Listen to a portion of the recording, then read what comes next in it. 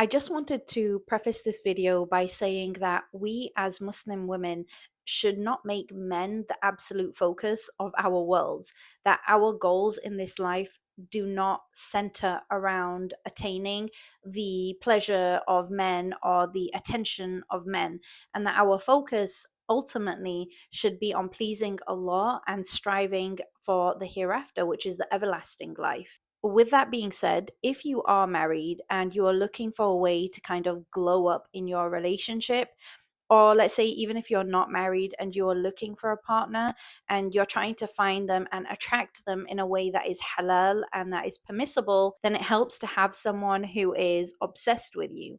And I know obsessed is a really extreme word, but I use that because I truly believe that if you apply the principles that we're going to be talking about today, then you can have a partner who is besotted and who is in deep admiration of you as his wife. I do also want to add here that I am not an Islamic scholar, and so if what you are searching for is more of halal and haram and Islamic guidance, then I do advise that you speak with someone qualified in your community.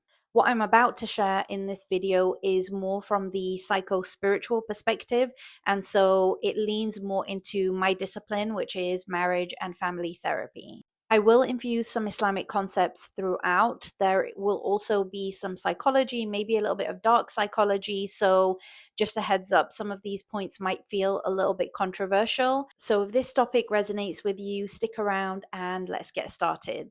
Assalamu alaikum, peace and blessings be upon you. My name is Kashmir and I'm a marriage and family therapist based in the US. I'm also an author of a couple of books and the founder of a mental health clinic called Heal Therapy. I create weekly videos about mental wellness and healthy relationships from an Islamic perspective. But please know that this is an inclusive, safe space. So, whatever your background or beliefs, you are absolutely respected and welcome here. And with that, let's get started.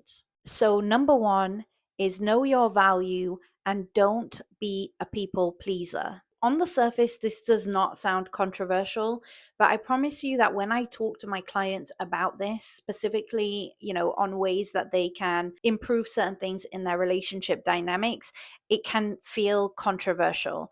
And the reason why is because we as women are socially conditioned in a way to be people pleasers. There have been lots of studies done around this. Like, is this a genetic thing that women like to be more socially accepted? Or is this something that we're socially conditioned to do? But what I want to explain here is that we sometimes hear this narrative of a husband just wants someone who's nice, who's kind, and who's always there for him, and who's reliable and consistent. And whilst there is a lot of truth to that, there is another side of this, which is that absolute blind obedience and people pleasing is not a characteristic that you want to have as a wife, and is also not a characteristic that a healthy man would want in his wife. And something really interesting that I learned about recently in a book that I read, and I'll share that here. It's called The Nice Girl Syndrome, which is this one here. I just randomly picked it up in the library, and the subtitle is Stop Being Manipulated and Abused and Start Standing Up for Yourself. Now, even though the book is talking about circumstances where there can be abuse, it also highlights some really important points about what men appreciate and value in relationships. And that is not someone who is quote unquote a yes woman. What men appreciate is someone who is strong in their value system and hopefully aligned in their value system with their partner, but also someone who knows who they are, who has this streak of independence and confidence, and not necessarily with them because they need them, that they are attached, but because they want them, that they make a conscious choice to be with an individual and to kind of humble themselves in a relationship because they choose to. And there's a big difference between someone who's just constantly nice versus someone who is able to be kind and gentle and also assert themselves in moments where that can be really important. So if you are someone who finds yourself falling into patterns of people pleasing, I highly recommend this book, Nice Girl Syndrome. And it's by Beverly Engel, who is an actual therapist who talks a lot about studies that have been done on how specifically men who are abusive and who have tendencies towards unhealthy relationship dynamics and attachments will actually test certain women before they assert themselves in wanting to be in a relationship to see if they will go ahead and give them permission to manipulate, to abuse, and all the rest of it. Now, I know that's a heavy topic, but let's get back on topic to healthy relationships. Now, in a healthy dynamic, there is something that we would call like a dance that happens. You have the pursuer and you have the distancer. So, in a healthy dynamic, you will have at any given point one of the partners, either the husband or the wife, who is more active in pursuing the other partner. And then you have one who is naturally the distancer, who is maybe less attentive, and then it switches. And that is what happens in a healthy relationship, that there is this dance of give and take and pursuing and distancing. And that's a good thing. But if you have two partners who are constantly both pursuing, sometimes it can get really, really intense, but it can also be off-putting to a man, because there is another part of a man's psyche which is very competitive and is driven by this desire to chase. And that's something that a lot of people don't like to admit, but it exists even with Muslim men, that there is this thrill in the chase. And even though we often hear about this in the context of pre-marriage, it absolutely exists within the marriage too. And so if a husband constantly feels like, okay, there's nothing to chase here, there is none of this pursuer distancer, it can lead to disengagement and routine, and it can make a relationship almost feel flat. And so if you want to engage and you want the relationship to kind of glow up to the next level, then try a little bit of this, where you might not necessarily text him back straight away, but you might wait a few minutes. That's just one example, but you can do this in many different ways. And it's not a game and it's not manipulation. It's just a way that you can increase distance so that you give him the room to pursue you, if that makes any sense. Now, coming at this topic from a more Islamic perspective, whenever I think of an empowered woman who demonstrates this character of providing space, but also being emotionally present, not being people pleasing, but also being confident in herself, I always think of Khadija radiallahu anha, that she was so strong and she had so much poise that when the Prophet sallallahu alaihi wasallam would go away for lengthy periods of time to meditate, that she wasn't clingy and she wasn't needy, that there was this healthy dynamic that existed in their relationship where it was okay for her to provide space for him, where there wasn't this unhealthy, like checking in with him all the time. There was this quiet confidence that she had. And we'll put a pin in that for now, because I wanted to talk more in depth about something to do with Khadija radiallahu anha in a later point. For now, let's move on to point number 2, which is beautify yourself. Now, a lot of people, again, might find that this is controversial because, we live in this culture which is, on the one hand, very superficial, that there is like this hyper focus that people have on the physical and the superficial elements. And then on the flip side, there is this counterculture, which is, no, I should absolutely not be judged by anything physical. And I'm here to say that I think that we can find a middle ground, that beautify yourself means lean into the things that men find attractive about the nature of women. And again, this is a really interesting topic, and lots and lots of studies have been done on this. But I always think, like, lean into the things that Allah has said is impermissible for us to do with anyone outside of our relationship. And those are key indicators of what is actually attractive to a man. So bear with me here.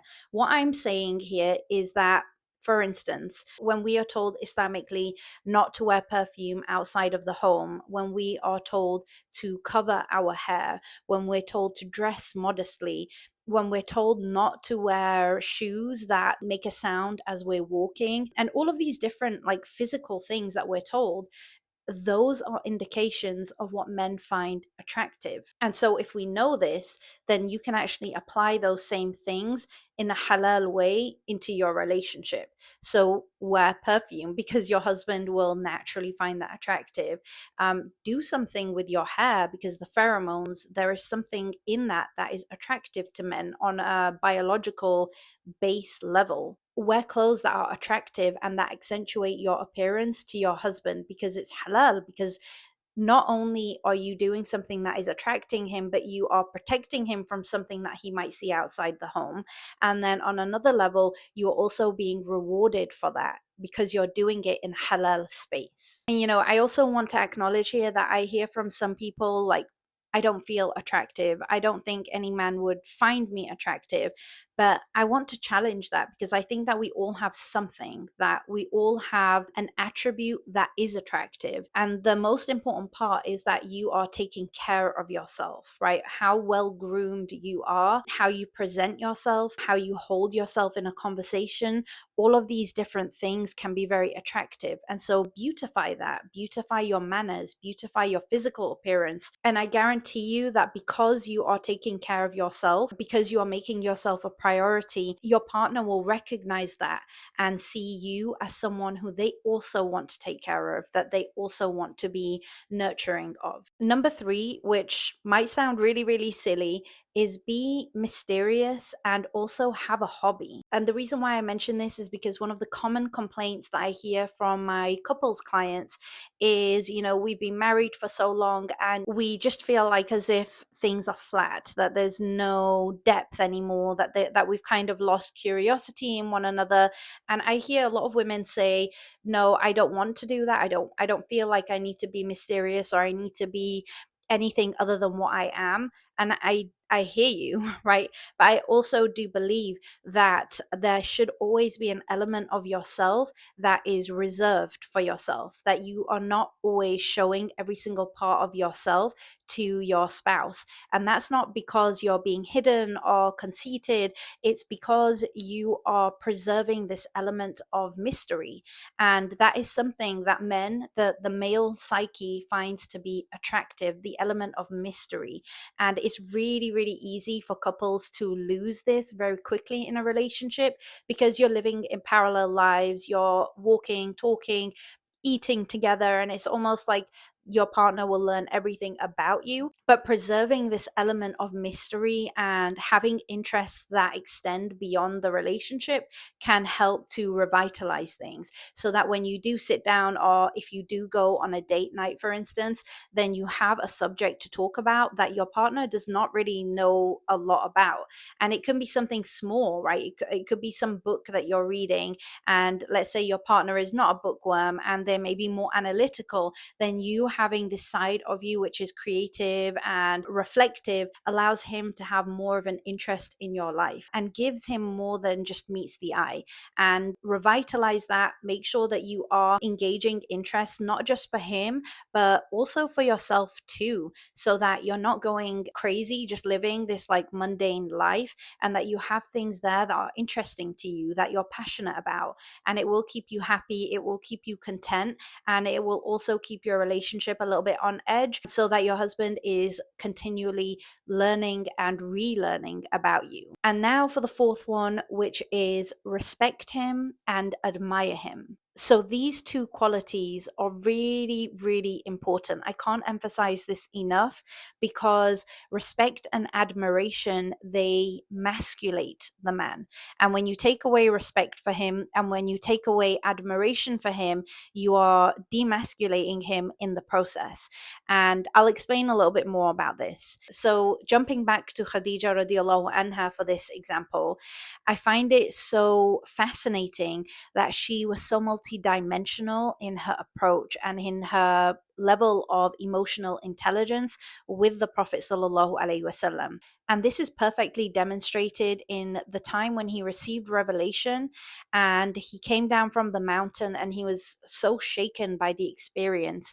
And he said to her, cover me, cover me. And he came into her arms, and she responded with words that I think every single woman Muslim or not even Muslim can benefit from. And she empowered him in her speech, and she inspired him, and she admired him, and she respected him in her words. She said, I quote, "By Allah, Allah will never disgrace you. You keep good relationships with your kith and kin. You help the poor and the destitute. You serve your guests generously and assist the deserving calamity afflicted ones." There is so much to unpack here, but what I will say is this: that she affirmed him, she validated him, and she empowered him through his own excellent qualities. One, that tells us about the virtues of the Prophet sallallahu alaihi wasallam even pre-revelation, and two, it tells us about her character in acknowledging those things, that there is a difference between being internally grateful and externally validating our partner, especially in a moment of vulnerability. And so if you ever find yourself in a situation where your spouse is talking to you about something, and ordinarily you might overlook that, or maybe they talk about it often, I want you to pause a moment and think, what did Khadija radiallahu anha do in that moment with the Prophet sallallahu alaihi wasallam, and how can I apply that into my own life? How can I validate my partner for the things that he does that might seem small, they might also be big, but show to him that I'm grateful, that show to him that I admire him and that I respect him. And I promise you that this is one of the keys to a man's heart. So if you're looking for a way to glow up in your relationship, this is the one. And now for the fifth and final point, and this is kind of related to respect and admiration, is let him do the man's work. And this one might feel controversial because we live in a society where we as women can, be college educated, have degrees, have jobs, have credit cards, have anything that we want in terms of superficial accomplishment. And women outperform men in a lot of academic things. But when I say men's work, I mean the traditional sorts of things. For example, switching out a light bulb, or carrying something heavy, or opening a door, or mowing the lawn. Now, even though all of these things we technically could probably do from like a physical standpoint, it's really important that you allow your husband to do these things, because one, it gives you an opportunity to admire and respect him, or for him to earn admiration and to earn respect. And two, as a consequence of that, it also masculates him, and it allows him to take up space in the relationship in a way that he wants to. And a lot of child psychology actually talks about this concept when it comes to children, not comparing men and children, but there are a lot of parallels actually between the two. That when we have children, it's really important that we don't do everything for them, that we actually leave room and space for them to learn and to develop certain skills, even if they make mistakes and they don't do it perfectly.